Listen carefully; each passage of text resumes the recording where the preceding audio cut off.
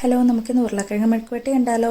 ഇനി ഉരുളക്കിഴങ്ങ് അരിഞ്ഞു വെച്ചിട്ടുണ്ട്, കറിവേപ്പില, സവാള, ഇഞ്ചി വെളുത്തുള്ളി ചതച്ചത്, തേങ്ങാക്കൊത്ത്, മുളക് പൊടി, മസാലപ്പൊടി, മഞ്ഞൾപ്പൊടി. ഒരു പാൻ വെച്ച് അതിലേക്ക് കുറച്ച് വെളിച്ചെണ്ണ ഒഴിച്ചു കൊടുക്കാം.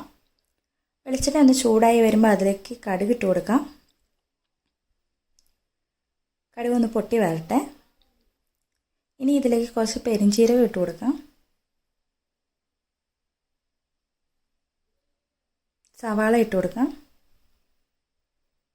സവാള നന്നായിട്ട് വഴറ്റിയെടുക്കണം.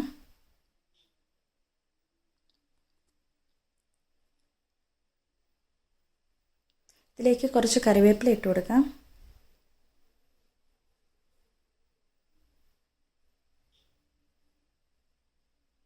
നന്നായിട്ട് വഴറ്റിയെടുക്കണം.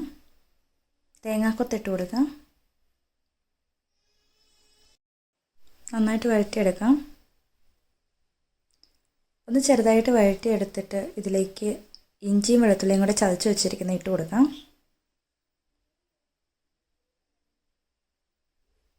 ഇഞ്ചി വെളുത്തുള്ളിയും ചേർത്ത് നന്നായിട്ട് വഴറ്റുക. ഇഞ്ചിയുടെയും വെളുത്തുള്ളിയുടെയും പച്ചമണമൊക്കെ മാറി വരുവോളം നന്നായി വഴറ്റിയെടുക്കണം.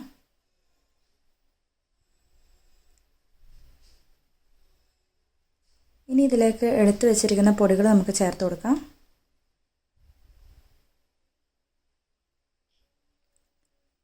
പൊടികളെല്ലാം ഇവിടെ ചേർത്തിട്ടുണ്ട്. നന്നായിട്ട് വഴറ്റിയെടുക്കാം. ഇപ്പോൾ ഇവിടെ നന്നായിട്ട് വഴണ്ടി വന്നിട്ടുണ്ട്. ഇതിലേക്ക് ഉരുളക്കിഴങ്ങ് ഇട്ട് കൊടുക്കാം. ഉരുളക്കിഴങ്ങ് ഇട്ട് നന്നായിട്ട് മിക്സ് ചെയ്തെടുക്കുക.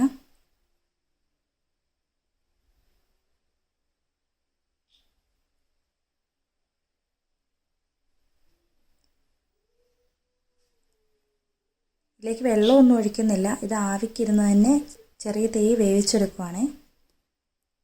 കുറച്ച് ഉപ്പും കൂടി ഇട്ട് കൊടുക്കാം. നന്നായിട്ട് ഇളക്കി കൊടുക്കാം.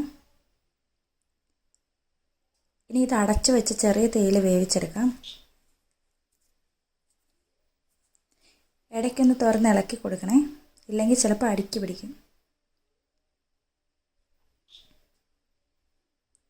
ഇടയ്ക്കിടയ്ക്ക് അങ്ങനെ ഇളക്കി കൊടുത്ത് നമുക്ക് വേവിച്ചെടുക്കാം.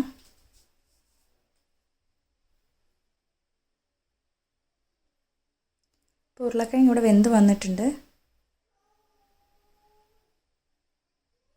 ഈ ഒരു പാത്രത്തിലേക്ക് മാറ്റാം.